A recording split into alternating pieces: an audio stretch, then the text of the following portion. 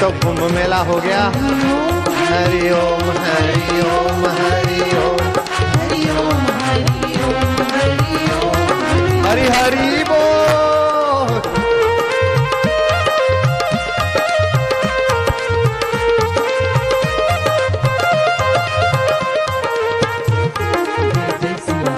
जय सिया राम जय सिया राम जय सिया राम जय सिया राम जय सिया राम। हरि हरि ओम हरि ओम हरि ओम हरि ओम हरि ओम मनरंजन भवभय भंजन हरि हरि ओम कलिमलहारण भवजगतारण हरि हरि ओम ओम मोह निवारक सब सुखकारक। हरि हरि ओम जो कोई गाए भक्ति पाए, हरि हरि ओम जो कोई गाए शक्ति पाए। हरि हरि ओम ब्रह्मा ध्याए नारद गाए। हरि हरि ओम मंगल मंगल नाम हरि हरि ओम मधुर मधुर नाम। हरि हरि ओम ओम दिलों का दुल्हारा नाम। हरि हरि ओम ओम कली का किनारा नाम। हरि हरि ओम ओम पापों का विनाशक नाम। हरि हरि ओम पुण्यों का प्रदायक नाम। हरि हरि ओम आनंद आनंद नाम। हरि हरि ओम ओम मंगल मंगल नाम। हरि हरि ओम हरि ओम हरि ओम हरि ओम हरि ओम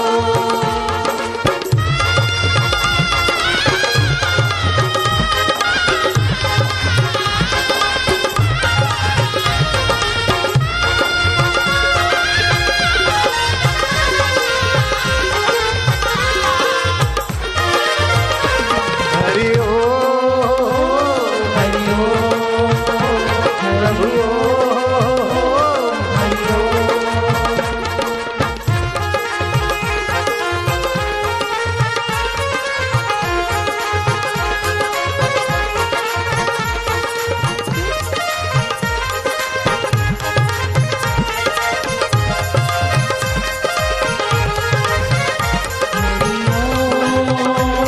हरि ओम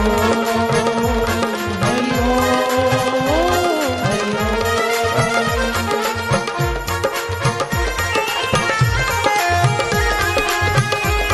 हरि नारायण नारायण नारायण। क्या हाल चाल है? मौज है? पुण्य हो रहा है? खुशी हो रही है? भक्ति हो रही है? बुद्धि शुद्ध हो रही है? मन पवित्र हो रहा है? दुख हो रहा है? शाबाश है, समझ के बोलते हैं। हरि ओम ओम ओम ओम ओम ओम ओम ओम ओम ओम ओम ओम ओम ओम ओम ओम प्रभु जी ओम, प्यारे जी ओम, मेरे जी ओम ओम ओम ओम ओम आनंद ओम, माधुर्य ओम ओम ओम ओम ओम।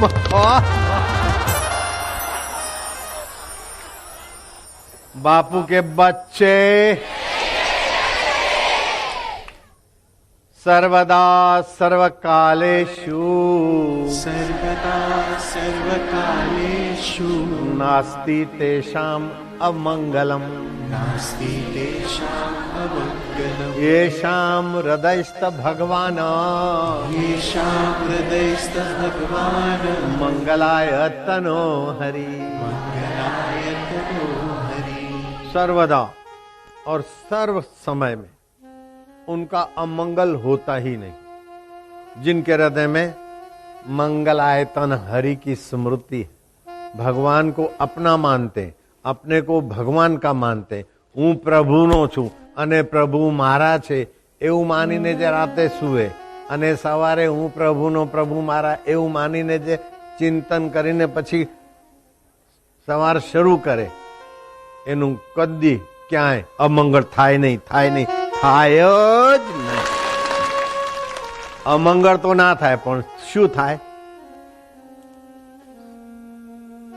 नित्य उत्सव भवे तेषां, नित्य उत्सव भवे तेषां नित्य श्री नित्य मंगलम। नित्य श्री नित्य मंगलम। उनके जीवन में नित्य उत्सव रहता है, आनंद मस्ती। उनके जीवन में नित्य मंगल रहता है, नित्य श्री। श्री मानव संपदा, रुपया पैसा तो संपदा है, स्वास्थ्य की संपदा, सूझबूझ की संपदा, सुख दुख में सम रहने की संपदा, और भगवान को पाने वाली सतबुद्धि की संपदा उन्हीं के जीवन में होती जो सत्संग में आते और भगवान को अपना मानते। बापू के बच्चे नहीं रहते कच्चे। बच्चे तो बच्चे हैं, लेकिन बच्चियां भी बच्चों से कम नहीं है। बोलो तो बेटे, बापू के बच्चे। तुम बोलो तो, बापू के बच्चे। बच्चियां, बापू के बच्चे।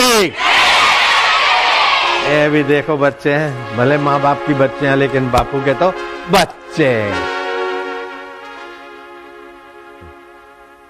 एक ऐसी लड़की थी जो उसने खुदवाई वाव भावनगर के पास।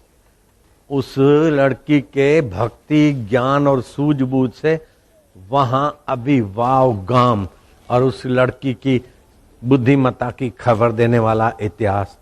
टाइम मिलेगा तो आज शाम को सुनाऊंगा या तो अभी सुनाऊं, जैसा भी हो। वीरांगना भी थी और सत्संग में जो सुनने को मिलता था, उद्यम, साहस, धैर्य, बुद्धि, शक्ति, पराक्रम। छोटे से रजवाड़े की कन्या थी और भावनगर के, ये अपना जूनागढ़ के राजा को ठिकाने लगा दिया। इतना सा राज्य और इतने बड़े राजा को ठिकाने लगा दिया और आजीवन ब्रह्मचारिणी रही। वीरांगना भी थी, भक्त भी थी, सत्संगी भी थी। बाल्यकाल में अथवा यौवन काल में जिनके जीवन में सत्संग आ जाता है, उनके जीवन में भगवान की ये धृति शक्ति भी सात्विक रूप में चमकती है। धी धृति स्मृति विभ्रंष्ट कर्मयात कुरुते अशुभम प्रजापथाय तम विद्यात् सर्वदोष प्रकोपणम। धी धृति स्मृति के भ्रष्ट हो जाने पर मनुष्य जब अशुभ कर्म करता है, तब सभी शारीरिक मानसिक दोषों को कुपित करने वाले इस कारणों को प्रज्ञा अपराध बोलते हैं। जिसके जीवन में प्रज्ञा अपराध हो जाता है, उसके जीवन में सारे दोष आ जाते हैं और सारी सफलताएं मिट्टी में मिल जाती। और जिसके जीवन में धृति आ जाती, प्रज्ञा ठीक काम करने लगती है, वो छोटे से छोटा व्यक्ति, लाचार से लाचार व्यक्ति, एकला दुकला व्यक्ति तो क्या, कन्या भी हो, महानता का इतिहास रच डालती। जिनके जीवन में सत्संग है, उनके जीवन में सात्विक धृति है। और जिनके जीवन में सात्विक धृति है, धृति 3 प्रकार की होती है, तामसी धृति, राजसी धृति और सात्विक धृति। सात्विक धृति के धनी व्यक्ति के ऊपर कैसी भी आफतें आ जाए,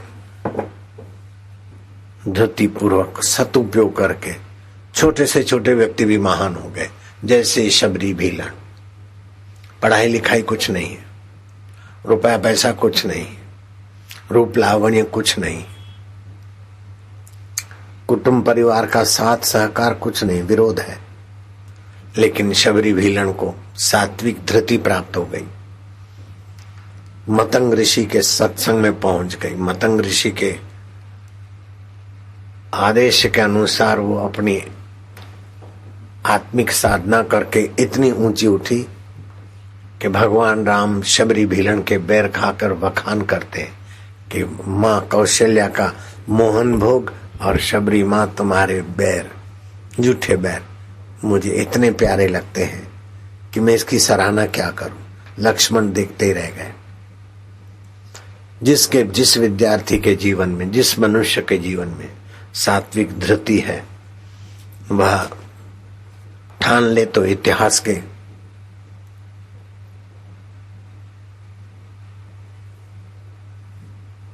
दीप्यमान मार्गदर्शक बन सकता है, इतिहास के रचयिता बन सकते हैं। जिसके जीवन में सात्विक धृति आ जाती है,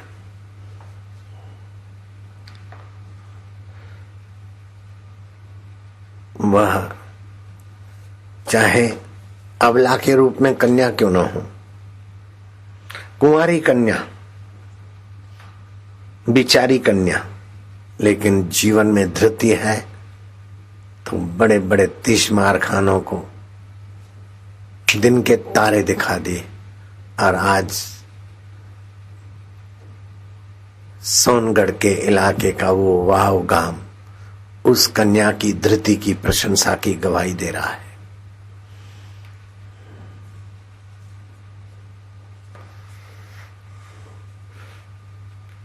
उस कन्या को सोनाबा बोलते थे।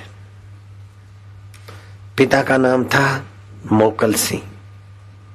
जिला भावनगर के पास सोनगढ़ के नजदीक सेंद्रानंद छोटा सा गांव।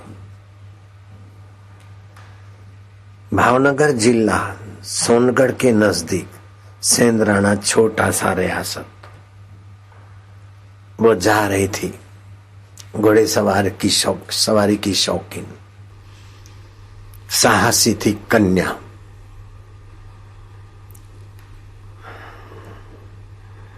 देखा के सामने से यमनों का सैनिक सूबा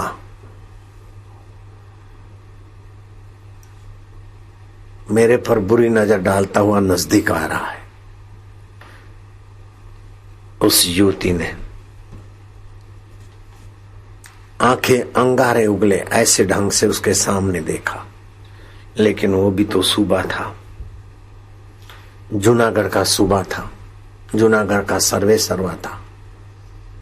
सेनापति को और सेना को आदेश दे ऐसा वो सेना उसके आज्ञा में चलती थी। और कन्या एक अकेली सोनोबा घोड़े सवारी कर रही थी। सुबह ने देखा उसकी घोड़े सवारी, उसके हाथ में तलवार और भाला। वो सुबह देखते ही रह गया।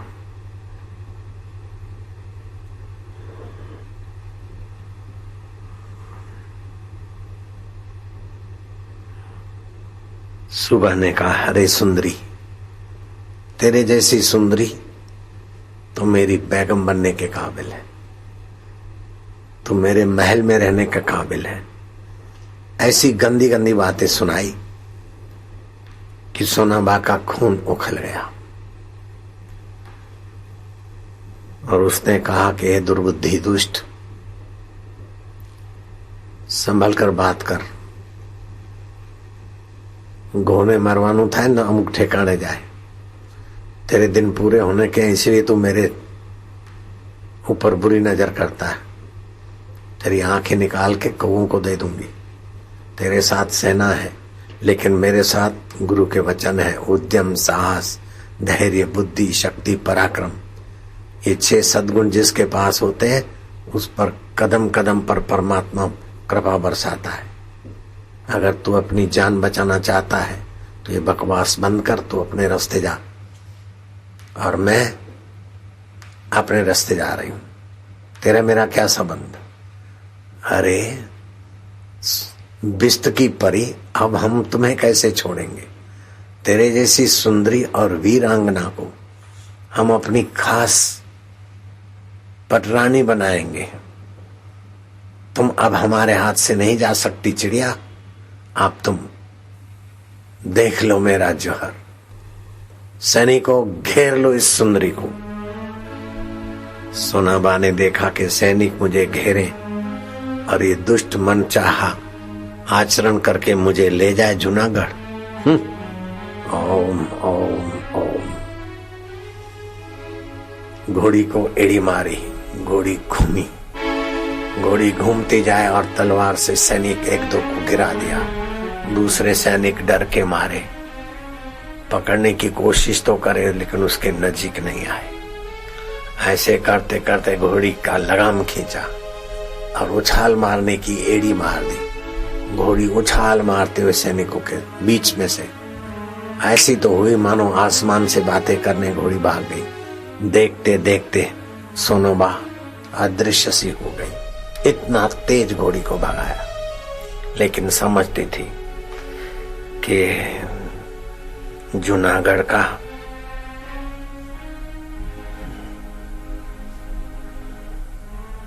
सूबा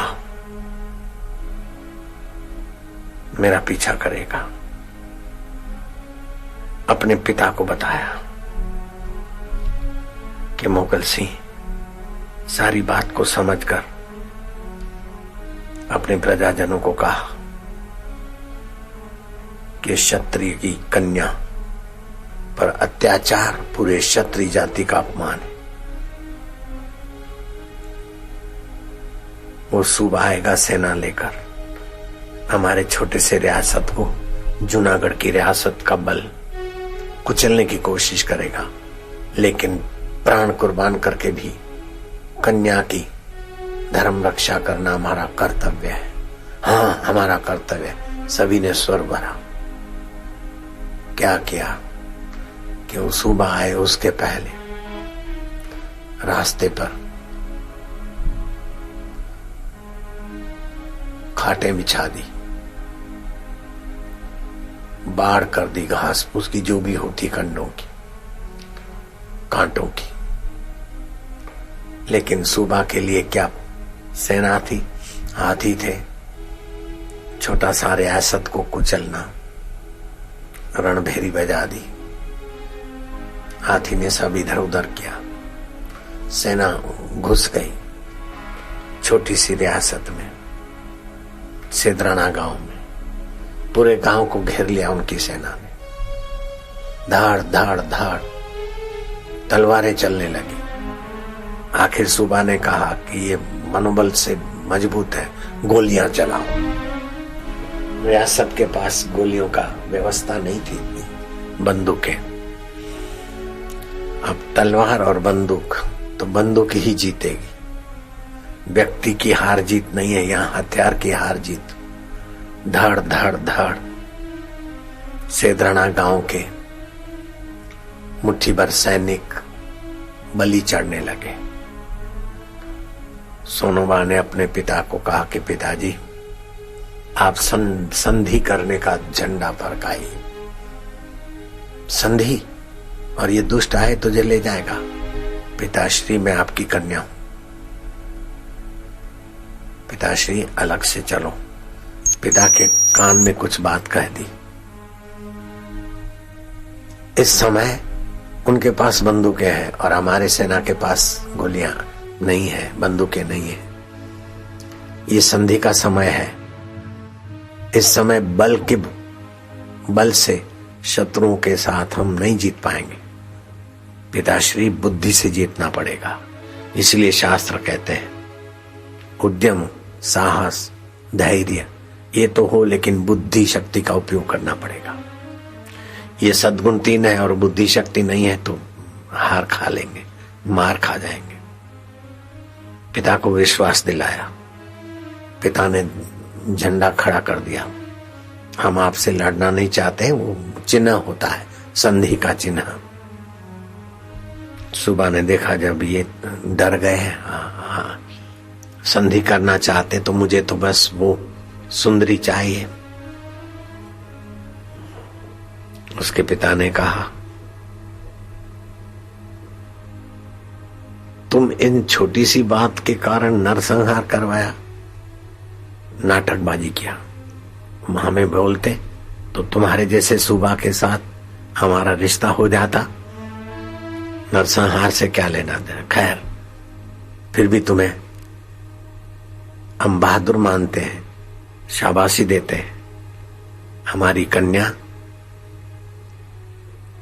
का विवाह तो हम करेंगे, लेकिन हमारे रीत रिवाज के हिसाब से ही होगा। धाम धूम से बारात लेकर तुम जब आओगे, लेकिन अभी सिंह काल चलता है। इस सिंह काल में अगर विवाह करें कन्या का, तो कन्या विधवा होकर घर लौट के आएगी। हम नहीं चाहते कि हमारी कन्या विधवा होकर लौट आए, अर्थात तू मर जाएगा। इसलिए सिंह काल चला जाए, उसके बाद धाम धूम से विवाह की रचना करेंगे।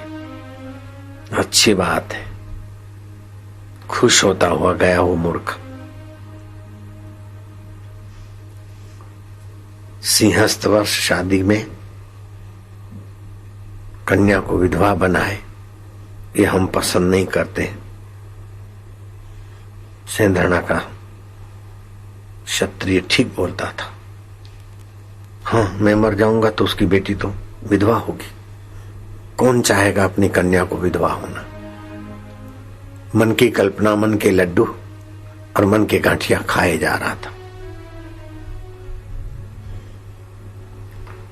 अच्छा, तुम देखो, हमें यहां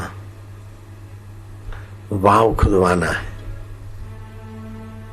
जानवरों के लिए, गाय भैंसों के लिए, मनुष्यों के लिए पानी की किल्लत है। अरे क्या फर्क पड़ता है। खजांची 10,000 सोना मोहर दे दो। 10,000 सोना मोहर दे दिया, क्योंकि वो लड़की तो अपनी है, अपने घर में ही आ गए। चल पड़ा। कुछ दिन बीते, एक राजपूत पहुंचा उसके पास चिट्ठी लेकर। सुबह को दिया, सुबह ने चिट्ठी दी। उर्दू के सिवा तो मैं कुछ नहीं जानता हूं, तुम ही पढ़ के सुनाओ। चिट्ठी में लिखा था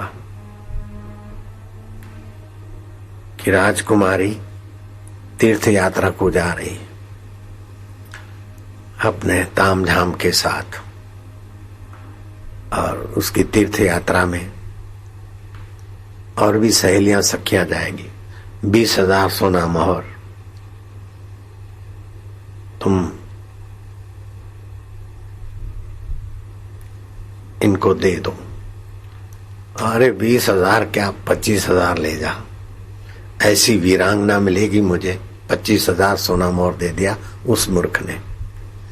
लेकिन सोनोबा ने क्या किया, 10,000 सोना मोहर और 25,000 सोना मोहर उसी के मौत के लिए काम बनाया। वावड़ी खुदवाई ऊपर और नीचे तल घर बनाया, जिसमें सेंधरणा गांव गुप्त रूप से रह सके, राजघराने के सभी लोग रह सके, और कभी भी शत्रु आए तो उसे पता नहीं चले कि वाव में से कहां से कौन निकल के आया। ऐसा एक बड़ा चतुराई से, क्योंकि उसको गुरु का मंत्र था, ध्यान था। सुबह उठती तो यहाँ ललाट में ध्यान करती, रात को सोती तो श्वास में गुरु के साथ का दिया हुआ दीक्षा का सब करती, तो उसको अंतरात्मा की प्रेरणा मिलती रही। बड़े बड़े साजिश करता भी ठोकर खा जाए, लेकिन इस कन्या ने, सोनाबा ने ऐसा सुंदर एक गढ़ बना दिया, तल घर। ऊपर से तो वाव वाव दिखे पानी का, और बाकी का अंदर पूरा अपना गांव आ जाए। दिन बीते, सप्ताह बीते, वर्ष पूरा होने को है। अब शादी के लिए तैयारी करो। तो उसके सेनापति ने कुछ टेढ़ी मेढ़ी बात सुना दी कि शादी तो क्या, सोनोबा से शादी करना, कब्र में जाना है, कब्र में। हाँ, मेरे लिए ऐसा छोटा सा राजा का सेनापति मेरे लिए ऐसा बोल जाए।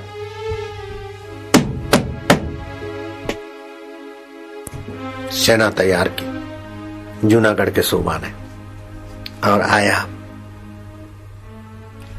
सोनगढ़ के पास सेंद्रणा गांव के नजीक पड़ाव डाला। गांव तो छोटा सा और हमारे साथ बैठ रहे। एक बार संधि किया, फिर क्या मौत के मुंह उतरना चाहते हैं।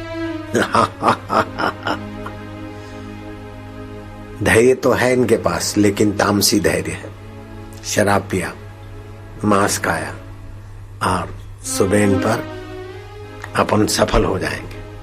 धृति तो है, लेकिन तामसी धृति है, राजसी धृति है। और चाहिए लगे रहते हैं लोभी लोग। दोनों धृतियां व्यक्तियों को डुबाती है। श्री कृष्ण कहते हैं सात्विक धृति चाहिए। ईश्वर के रास्ते दृढ़ता से चलो, चाहे कितने विघ्न आए, चाहे कितने बाधा आए, लेकिन अपने कर्तव्य को, अपने धर्म को, अपने जप को, अपने अनुष्ठान को मत छोड़ो। ये सात्विक धृति है। अपने गुरु के ज्ञान को न छोड़ो, ये सात्विक धृति है। सोनाबा में सात्विक धृति थी और उस हरामी में तामसी और राजसी धृति थी। अभी तो धैर्य रखें, सुबह होते ही इनके खुर्दे बुलवा देंगे और सुंदरी को ले चलेंगे बलपूर्वक। जूनागढ़ में ही विवाह करेंगे। क्या बात है, लेकिन विवाह तो करके रहेंगे। चाहे 100 जूता खाए, तमाशा घुस के देखेंगे। तमाशा यही है कि दारू पी पी के अपनी और तामसी धृति कर रहे हैं।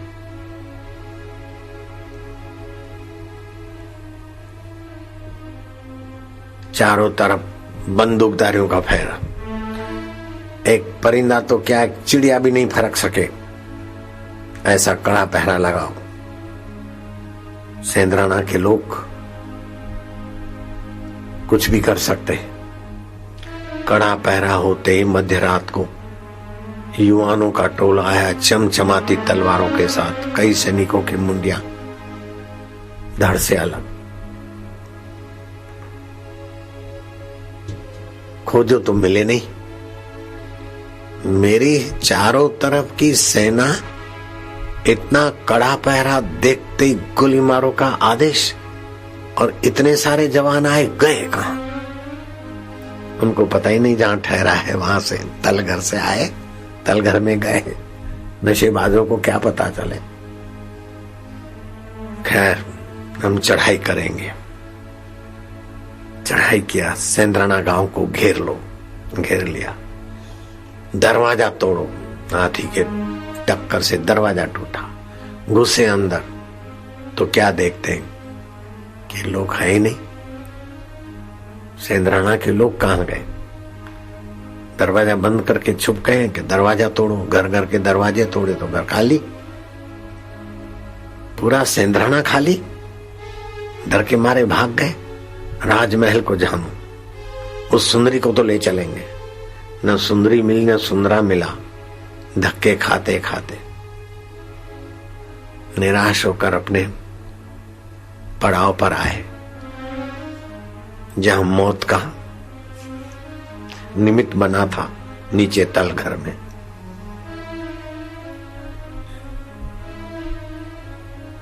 क्या कारण है? बंदूक है हमारे पास, उनके पास कोई बंदूक नहीं। गोलियां हमारे पास, जूनागढ़ की फौज हमारे पास, और सेंद्राना इतना सा, और हम वापस लौट रहे हैं। नहीं, उपाय खोजेंगे धीरज से। उपाय तो खोज रहे हैं, लेकिन तामसी बुद्धि है। प्याली व्याली पी, सोए। नींद तो क्या आनी थी, मौत आनी थी। सोनाबा और सैनिक तलघर से निकल आए। धाड़ धाड़ धाड़ धाड़ धाड़ धाड़। वो तो शराबी थे और बंदूकें संभाले उसके पहले। सोनाबाई ने उनको संभला दिया। किसी को भाला तो किसी को तलवार की नोक, तो किसी को हुंकार। किसी का डबल हो जाए तो किसी का सिंगल हो जाए, तो कोई यहां ला करके गायब हो जाए। एक अकेली सोनाबा और मुट्ठी भर सैनिक जूनागढ़ के कहलाने वाले सूबा की ऐसी तो दुर्दशा हुई।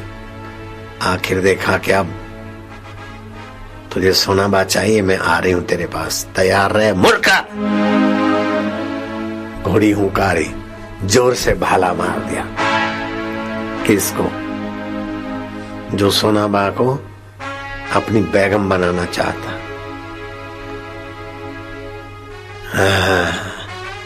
मार दी एक लात, और सैनिक जैसा था बल उसमें।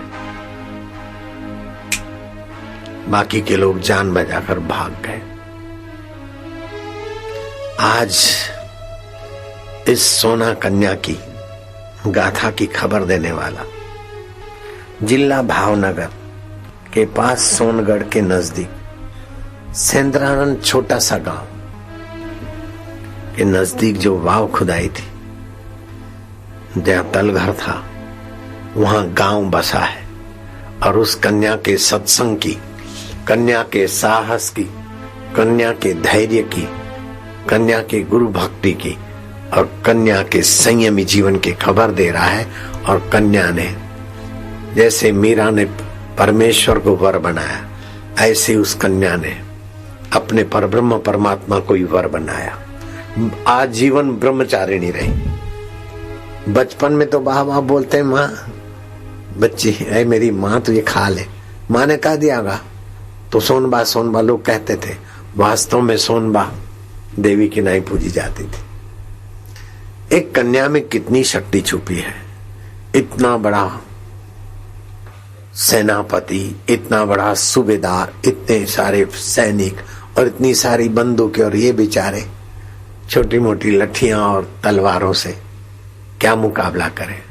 युक्ति खोज सूझी और दुष्ट को कैसे धैर्यपूर्वक यमपुरी पहुंचाया जाता है वो भी, और अपने आत्मा को परमात्मा से कैसे पहुंचाया जाता है। सोनाबा ने सदगुरु से ये सीख भी पा ली थी। सोनाबा अपने को शरीर नहीं मानती थी। शरीर पंच भौतिक है, इसको स्वस्थ रखो, संयमी रखो, लेकिन शरीर की बीमारी मेरी बीमारी नहीं है, मन का दुख मेरा दुख नहीं है, चित्त की चिंता मेरी चिंता नहीं। संसार स्वप्न है, उसको चलाने वाला चैतन्य परमात्मा अपना है। ओम ओम ओम ओम ओम ओम ओम ओम ओम ओम उद्यम, ओम ओम ओम ओम साहस। बोलो तो, ओम ओम ओम उद्यम साहस। जिसके जीवन में उद्यम रहता है आत्मा परमात्मा को पाने का साहस, लोग क्या बोलेंगे, नहीं चलना है तो चलना है। धैर्य, बुद्धि, शक्ति और पराक्रम, उसको पद पद पे भगवान सहायता करते। हेलीकॉप्टर गोधरा में गिरा, धड़ाक दुम, खरोज तक नहीं आए बापू और बापू के भक्त। हेलीकॉप्टर चूर चूर और बापू के भक्त और बापू जो के तुम भरपूर। नित्य उत्सव, नित्य मंगल, नित्य श्री। अथर्ववेद में आता है, उत्क्रामंता पुरुषः भाव पथ्याः। अपनी वर्तमान अवस्था में ही ऊपर उठो, भूतकाल को भूल जाओ। मैंने ये दुख देखा, मेरा वो मर गया, मेरा वो मर गया, इस चिंता और चिंतन में अपने को कोसो नहीं। भविष्य के शेख दिल्ली के किले में उलझो मत। वर्तमान में अपनी स्थिति को ऊंचा उठाओ। कैसी भी परिस्थिति आए वो आने जाने वाली है, लेकिन उसको जानने वाला परमात्मा मेरा नित्य है। उसका चिंतन करो, उसका जप करो, उसका ध्यान करो। आधा घंटा परमात्मा का ध्यान करने वाले व्यक्ति को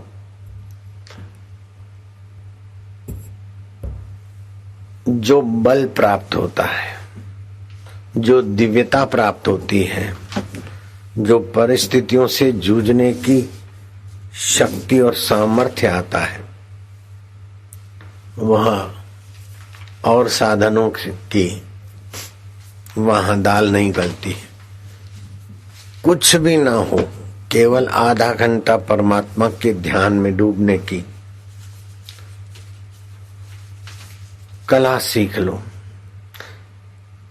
उससे जो शांति और आत्मिक बल और आत्मिक धैर्य रहेगा, 1 सप्ताह तक दुन्वी समस्याओं से जूझने की ताकत आ जाएगी। खाली आधा घंटा परमात्मा ध्यान। और ध्यान क्या करना है? भगवान के सामने देखना है अथवा आकाश के सामने। लंबा श्वास लो, रोको। मैं प्रभु का हूं, प्रभु मेरे हैं, प्रभु सतरूप है, चेतन रूप है, धृति दाता है। ओ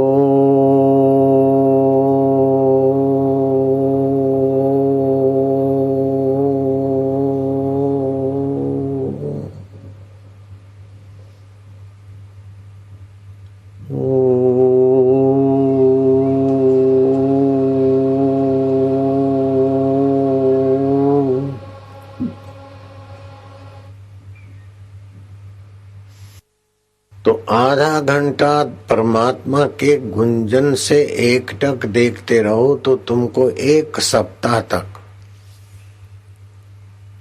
ऐसी धृति प्राप्त होगी कि व्यावहारिक विघ्न बाधाओं और प्रलोभनों से आप प्रभावित न रहकर अपने उद्देश्य में टिके रहोगे।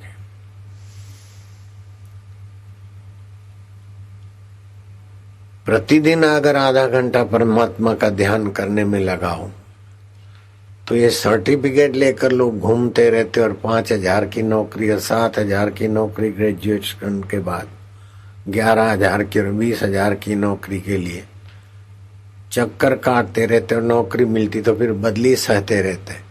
इसकी सारी मुसीबतों की जड़ें कट जाएगी। अथवा तो गुरु मंत्र लेकर उसका थोड़ा जप अनुष्ठान करो तो आपकी भाग्य की रेखाएं बदल जाएगी। जैसे समर्थ रामदास सीताराम को इष्ट देव मानते थे, उनके आगे सीताराम भगवान प्रकट हो गए। तुकाराम महाराज रुकोबा विठल को मानते थे तो रुकोबा विठल राधा कृष्ण प्रत्यक्ष हो गए। मोरिया बाबा गणेश जी को इष्ट देव मानते थे तो मोरिया बाबा के आगे गणेश जी प्रकट हो गए। अभी भी महाराष्ट्र में गाते लोग गणपति दादा मोरिया, लाडू लाओ, लवकरिया आदि आदि। तो ये मंत्र जाप में बहुत सारी शक्ति छुपी है। और मंत्र जाप में भी आपकी धृति, मंत्र जाप में 4 चीजें हो। एक तो आपको श्रद्धा होनी चाहिए मंत्र में, गुरु में। दूसरी बात आपको तत्परता होनी चाहिए। तीसरी बात जैसे लवर लवरी एक दूसरे के तरफ आकर्षित होकर नीचे के केंद्रों में बर्बाद हो जाते हैं, उससे आपको बचना चाहिए, ब्रह्मचर्य।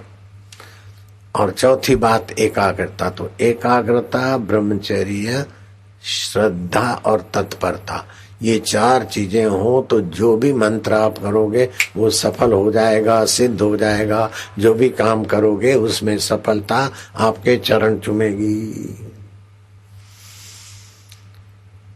जिस पुत्र के कारण माता पिता दुखी होते हैं वो पुत्र अपने जीवन में भी विफल रहता है, अशांत रहता है, विघ्न बाधा और मुसीबत उसे घेरती रहती है। लेकिन जिस पुत्र के कारण माँ बाप प्रसन्न होते हैं तो वो पुत्र भी सहज सफलता की ऊंचाइयों को छूने में सफल हो जाता है। मेरे पिता माता मेरे पर प्रसन्न रहते थे, मेरे गुरुजी मेरे पर प्रसन्न रहते थे। तो जिस पर माता पिता और गुरु प्रसन्न है, हाँ, मैं गुरु के पास गया और माता नाराज हो गई तो वो नाराजी का पाप नहीं लगता, क्योंकि भगवान के तरफ जा रहे ना। मैं भगवान के तरफ जाता हूँ और पिता नाराज हो गए तो उसकी नाराजी का पाप नहीं लगता। संत तुलसीदास जी ने कहा कि बीरबल इतना बुद्धिमान होने पर भी भगवान की भक्ति से वंचित रहा तो उसकी बुद्धि का क्या फल। बुद्धिमान हो, धनवान हो, यशस्वी हो, लेकिन हृदय में भगवान की प्रीति नहीं है तो भगवत रस से वो व्यक्ति वंचित रहेगा। भगवत रस से वंचित रहेगा तो वाहवाही के रस का गुलाम हो जाएगा, राजवी रस का गुलाम हो जाएगा।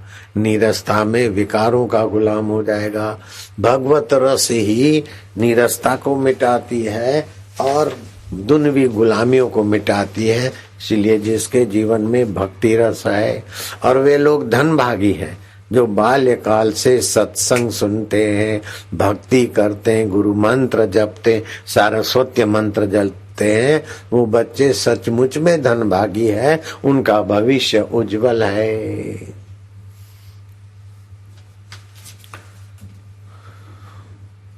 तो आधा घंटा ध्यान करने से हफ्ता भर विघ्न बाधाओं से जूझने की शक्ति आ जाती है। एक बालक था जिसका नाम था मुकुंद, भाई का नाम था अनंत। अनंत के नाम पत्र आते, उनके पिता के नाम आते, लेकिन नन्हा मुकुंद विचारता कि मेरे को कोई पत्र ही नहीं लिखता।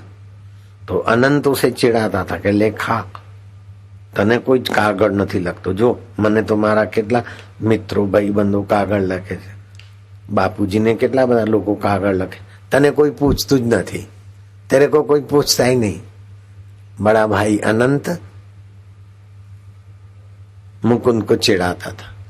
तो मुकुंद भगवान की मूर्ति के आगे बैठ के बोलता कि प्रभु मने कोई कागળ નથી લખતો, तो તમે तो लखो ने एक पत्र, तो मैं भी मेरे भाई को बोल सकूं कि मेरे को भी किसी का पत्र आता है, भगवान मेरे को पत्र लिखते हैं, आप मेरे को चिट्ठी लिखो। ऐसा करके एक कागज पर उसने मुकुंद ने लिखा कि प्रभु तमें व्यस्त सो, तुम व्यस्त हो गए सारी सृष्टि की व्यवस्था करते हुए, लेकिन मैं तो आपका भक्त हूं, आप मेरे हैं, आप मेरे को एक चिट्ठी लिखो। और सर्वेश्वर सर्वव्यापक भगवान नारायण वैकुंठाधिपति को मिले, एड्रेस डाल दी और पोस्ट के डब्बे में डाल दिया। मुकुंद बच्चा था, वो बाद में इतना महापुरुष बन गया कि दुनिया के लोग जानते, और तुम भी उनका नाम जानते हो, मुकुंद का नाम आप हम भी जानते। वो जब बच्चा था तो भगवान को पत्र लिखा, 2 दिन 4 दिन 5 दिन हुआ, पोस्ट ऑफिस वाले से पूछा कि मेरा तो कोई चिट्ठी नहीं है, मेरे भाई की तो चिट्ठियां आती, मेरी चिट्ठी नहीं आई अभी तक। बोले नहीं, तेरे को कोई लिखता नहीं, आई नहीं। 8 दिन हो गए, 9 दिन हो गए, 10वें दिन मुकुंद ने पूछा कि मेरे लिए कोई चिट्ठी नहीं आई।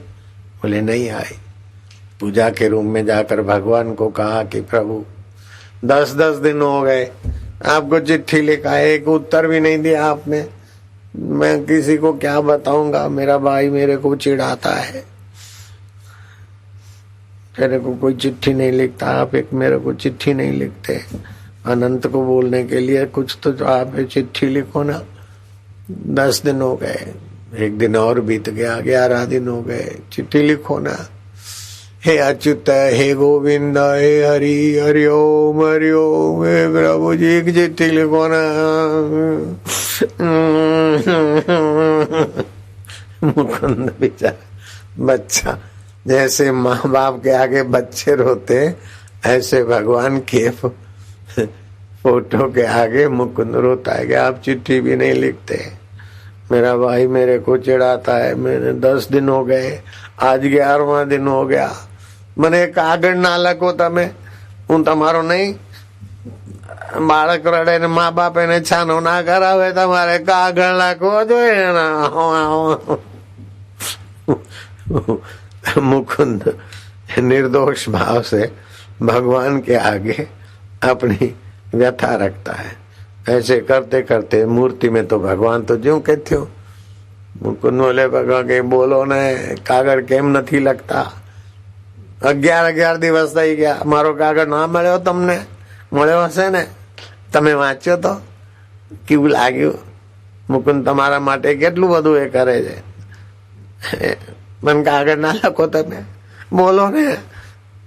नहीं बोलो तो પછી હું नहीं उठू અહીં।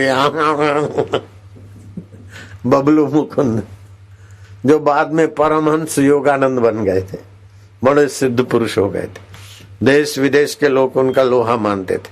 वो जब बच्चे थे मुकुंद, प्रभु जी You write to me later. My God, मैं तुम्हारी राह देखता हूँ, तुम मुझे पत्र नहीं लिखते हो।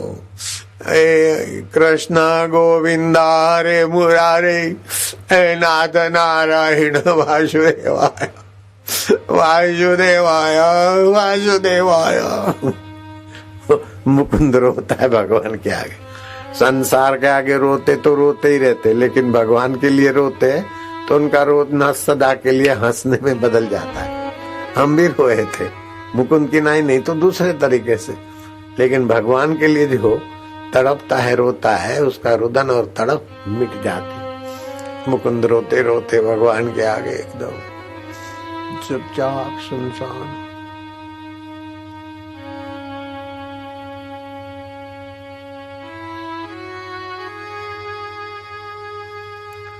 प्रकाश प्रकाश भगवान की मूर्ति से तेज निकला। मुकुंद देखता है कि भगवान मेरे निकट आ रहे, सांत्वना दे रहे, फिर मूर्ति में समा गए। अब मुकुंद को हुआ कि भगवान पत्र नहीं लिखा तो कोई बात नहीं, खुद आ गए, लेकिन एक बार पत्र भी लिखना मेरे भाई को दिखाऊंगा। मुकुंद की आस्था बढ़ गई भगवान के प्रति। जब साधक साधना करता है, एक टक भगवान को देखता है या गुरु को देखता है, उसकी मानसिक दिव्यताओं के अनुभव होने लगते। वो ही मुकुंद आगे चल के परमहंस योगानंद के नाम से प्रसिद्ध हुए और विदेशों में गए तो मिलिट्री एरिया के बड़े बड़े अधिकारियों को बताया कि भगवान के ध्यान से और भगवान को अपना मानने से और भगवान के अस्तित्व में विश्वास करने से प्रकृति में कई चमत्कार हो सकते हैं। तुम्हारा नया कोई पुल बना हो और मेरे को 1-2 माइल वो पुल दिखा दो और मेरे को जितना रेंज दूर रखना हो रखो, मैं भगवान के ध्यान से उस पुल को ऐसा करके यूं करूंगा तो पुल तोड़ दूंगा। तो मिलिट्री के ऑफिसरों ने बताया पुल, और दूर बैठे परमहंस योगानंद और ओमकार का तो जप करते थे, संकल्प शक्ति थी, संयमी थे, जरा जरा बात में झूठ बोलते उनके मंत्र जाप की शक्ति बिखर जाती, जरा जरा बात में कामी क्रोधी लोभी मोही हो जाते तो उनकी साधना की शक्ति क्षीण हो जाती। लेकिन मुकुंद परमहंस योगानंद बने तो गुरु ने जो बताए थे वो नियम के अनुसार ध्यान कर तो बड़ी शक्ति आई। आप थोड़े दिन करो, खाली मौन रहकर थोड़ी साधना, कितनी शक्ति उभरती अंदर। हमने तो 40 दिन में बहुत सारी शक्तियों का अनुभव किया। 40 दिन में खाली दूध पर रहते थे, मौन रहते थे, किसी से मिलते नहीं थे, अनुष्ठान करते थे। 40 दिन बहुत शक्तियों का आविर्भाव होता। तो परमहंस योगानंद ने ध्यान में बैठ के ऐसा किया और जो है संकल्प करके पुल तोड़ने का संकल्प करके हाथ के पंजों को खोलते हैं तो पुल धड़ाक धुम कैसे गिरती है।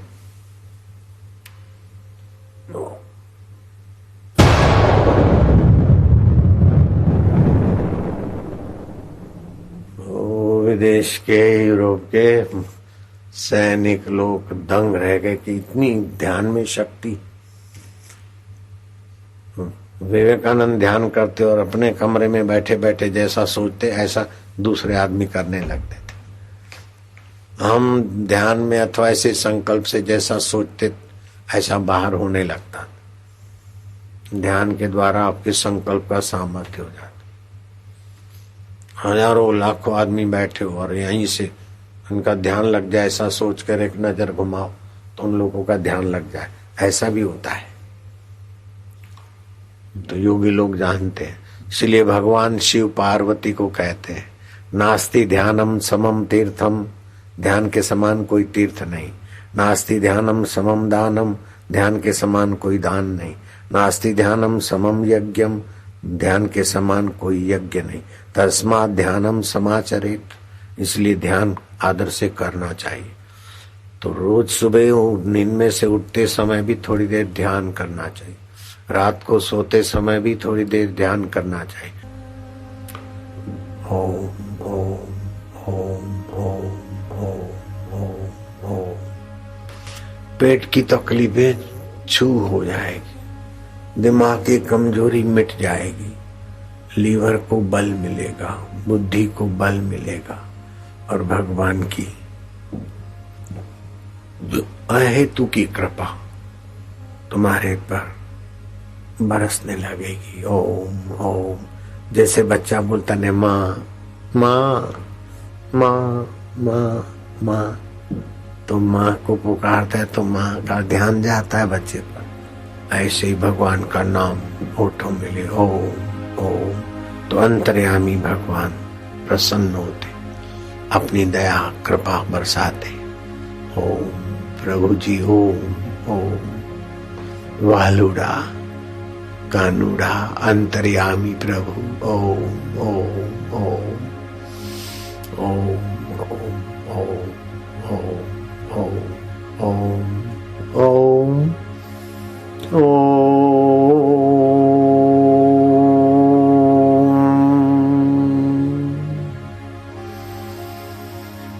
हरि